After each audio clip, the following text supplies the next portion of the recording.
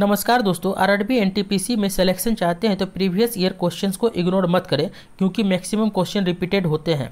आप देख रहे हैं एमआर स्टडी पॉइंट, जहां आपको मिलती है एग्जाम ओरिएंटेड तैयारी। हमने स्टार्ट किया है RRB NTPC previous year question series को, जिसमें हर क्वेश्चन के साथ उसका डिटेल एक्सप्लेनेशन दिया गया है। इस वीडियो में हम कवर करेंगे आरआरबी एनटीपीसी सीबीटी 1 के शिफ्ट 1 और 2 में पूछे गए सवालों को। चलिए स्टार्ट करते हैं अपने इस नए टॉपिक को। इस वीडियो में हम ह्यूमन बॉडी के अंतर्गत चौथा टॉपिक उत्सर्जन तंत्र यानी कि एक्सक्रीटरी सिस्टम के बारे में जानेंगे। 222 नंबर सवाल, प्रत्येक वृक्क में बड़ी संख्या में निष्पंदन इकाइयाँ होती है, उन्हें डैश कहा जाता है। ए स्नायु, बी तंत्रिकाएं, सी वृक्काणु, डी नाभिक। इसका आंसर ऑप्शन सी वृक्काणु। मनुष्य एवं अन्य स्तनधारियों में मुख्य उत्सर्जी अंग एक जोड़ा वृक्क होता है जो रुधिर परिसंचरण से उत्सर्जी पदार्थों को हटाने, साथ ही साथ रुधिर में लाभदायक तत्वों को बनाए रखने के लिए भली भांति अनुकूलित होता है। प्रत्येक वृक्क में लगभग 1,30,000 सूक्ष्म नलिकाएं होती है, जिन्हें वृक्काणु या नेफ्रॉन कहते हैं। नेफ्रॉन वृक्क की कार्यात्मक इकाई है। नेफ्रॉन को उत्सर्जन इकाई भी कहा जाता है। नेफ्रॉन रुधिर में रासायनिक संगठन का वास्तविक नियंत्रण करते हैं। 223 डायलाइजर नामक मशीन, जिसका उपयोग रोगी के रक्त को साफ करने के लिए किया जाता है, उसे कृत्रिम डैश भी कहा जाता है। ए आंत, बी हृदय, सी गुर्दा, डी फेफड़ा। इसका आंसर ऑप्शन सी गुर्दा। डायलाइजर यानी कि अपोहक मशीन का उपयोग डायलिसिस के रोगी के रक्त को शुद्ध करने हेतु किया जाता है। इसे कृत्रिम गुर्दा यानी कि आर्टिफिशियल किडनी भी कहा जाता है। यह मशीन होमियोइड लिसिस मशीन के मध्य रहकर रक्त का शुद्धिकरण करता है। हीमोडायलिसिस मशीन रक्त का सामान्य पीएच मान भी बहाल करता है।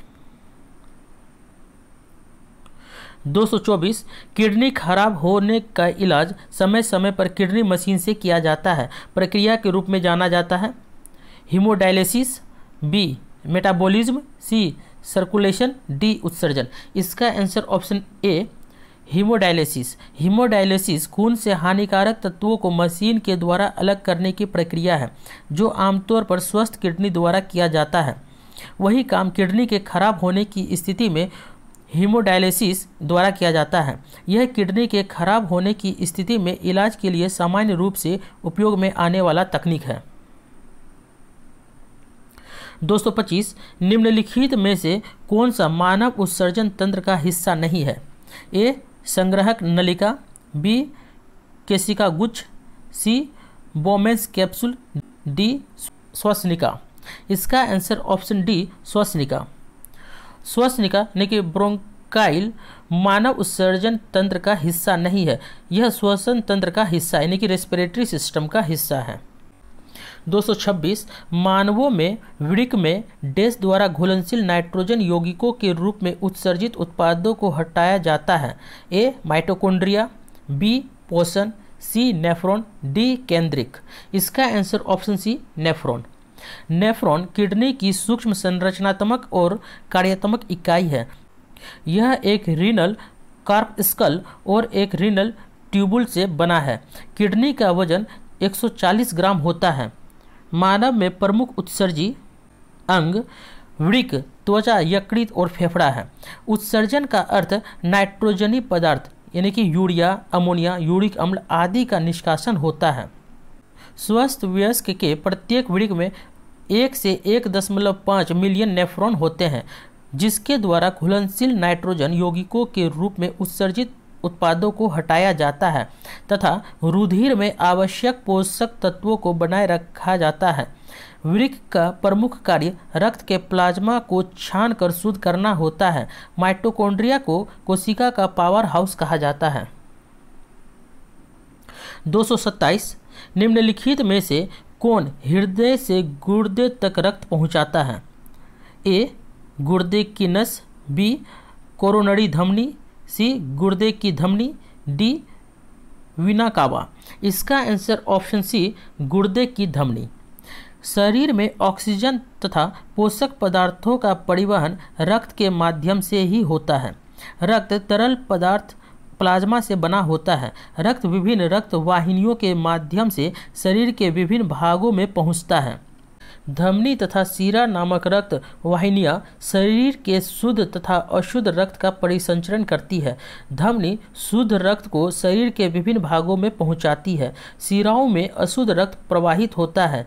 रेनल धमनी यानी कि गुर्दे की धमनी के माध्यम से रक्त हृदय से वृक्क तक ले जाया जाता है।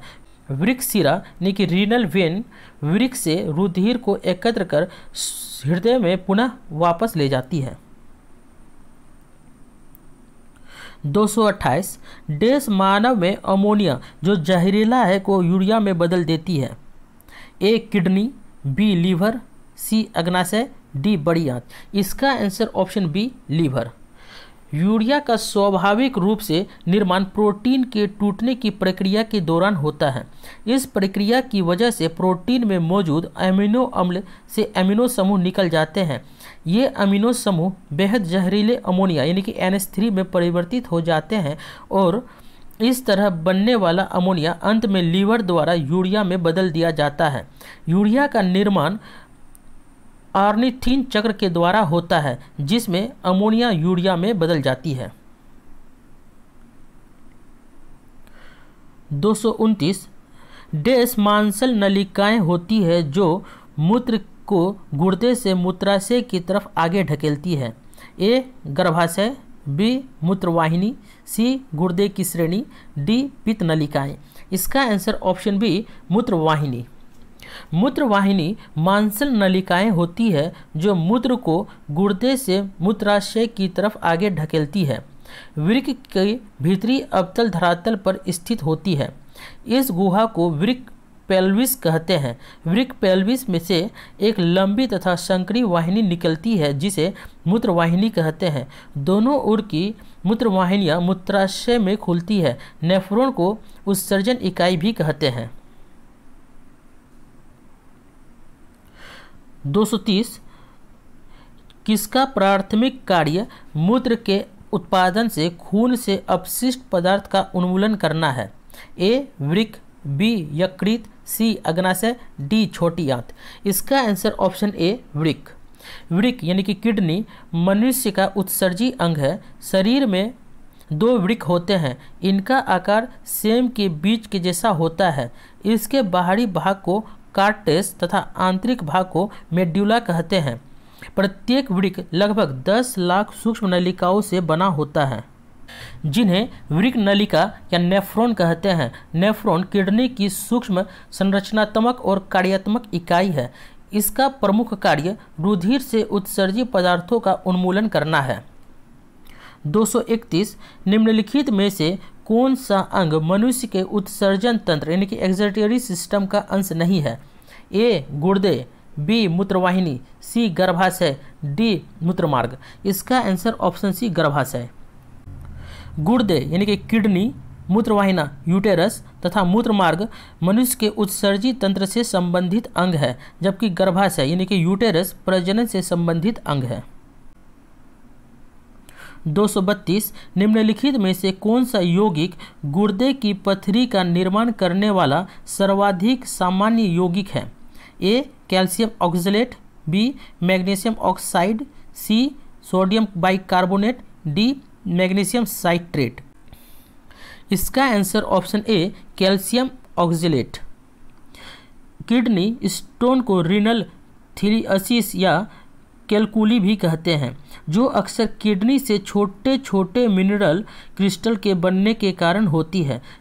सामान्यतः ये क्रिस्टल वृक्क में मूत्र मार्ग तक जाते हैं और वहाँ से मूत्र त्याग करते समय बाहर निकल जाते हैं। ये स्टोन्स गुर्दे की पथरी के नाम से भी जाने जाते हैं जो कैल्शियम ऑक्सलेट यानी कि CaC2O4 के बने होते हैं। 233 शरीर का कौन सा अंग खून के शुद्धिकरण से संबंधित है। ए दिल, बी पित्ताशय, सी गुर्दे, डी प्लीहा। इसका आंसर ऑप्शन सी गुर्दे। गुर्दा खून के शुद्धिकरण से संबंधित है क्योंकि निस्पंदन की क्रिया वृक्क के संरचनात्मक इकाई नेफ्रॉन के केशिका गुच्छ में संपन्न होती है। श्वसन तंत्र में नासाकोटकंठ, श्वासनली, श्वासनी, फेफड़े आते हैं। सांस के माध्यम से शरीर के प्रत्येक भाग में ऑक्सीजन पहुंचता है तथा कार्बन डाइऑक्साइड बाहर निकलती है। शिराएं अशुद्ध रक्त का वहन करती है और धमनी शुद्ध रक्त विभिन्न अंगों में पहुंचाती है। 234 नेफ्रोलॉजी डेस्क के साथ जुड़ा हुआ है। ए जिगर, बी फेफड़ा, सी गुर्दा, डी ग्रहणी। इसका आंसर ऑप्शन सी गुर्दा। नेफ्रोलॉजी गुर्दे या वृक्क यानी कि किडनी से संबंधित है। गुर्दे का कार्य शरीर को स्वच्छ रखना है। ये रक्त से मूत्र बनाने का महत्वपूर्ण कार्य गुर्दे करते हैं। 235 कौन से रोग के उपचार में डायलिसिस किया जाता है? ए कैंसर, बी दृष्टि वैषम्य, सी गुर्दे की खराबी, डी गठिया। इसका आंसर ऑप्शन सी गुर्दे की खराबी। वृक्कों की कुछ संक्रिया के फलस्वरूप रक्त में यूरिया एकत्रित हो जाता है जिसे यूरेमिया कहते हैं, जो कि अत्यंत हानिकारक है। इसके मरीजों में यूरिया का निष्कासन हीमोडायलिसिस यानी कि रक्त अपोहन द्वारा होता है। रक्त अपोहन यानी कि हीमोडायलिसिस के प्रक्रम में रोगी की धमनी से रक्त निकालकर उसमें हिपेरिन जैसा कोई थक्का रोधी मिलाकर अपोहनकारी इकाई में भेजा जाता है जिसे कृत्रिम वृक्क कहते हैं। इस इकाई में कुंडलित सेलोफेन नली होती है और यह ऐसे द्रव से घिरी रहती है जिसका संगठन नाइट्रोजनी अपशिष्टों को छोड़कर प्लाज्मा के समान होता है। छिद्र युक्त सेलोफोन झिल्ली से अपोहनी द्रव में अणुओं का आवागमन सांद्र प्रवणता के अनुसार होता है। अपोहनी द्रव में नाइट्रोजनी अपशिष्ट अनुपस्थित होता है, अतः ये पदार्थ बाहर की ओर गमन करते हैं और रक्त को शुद्ध करते हैं। शुद्ध रक्त में हिपेरिन विरोधी डालकर उसे रोगी की शिराओं द्वारा पुनः शरीर में भेजा जाता है। यह विधि संसार में यूरेमिक व्याधि से हजारों पीड़ितों के लिए वरदान है। तो दोस्तों ये था आज का टॉपिक। वीडियो अच्छा लगा हो तो एक लाइक ज़रूर करिएगा। अगर आप नए हैं चैनल पर तो MR स्टडी पॉइंट को सब्सक्राइब करिए और बेल आइकन दबाना ना भूलिए और अगली वीडियो का नोटिफिकेशन तुरंत मिल जाएगा। धन्यवाद।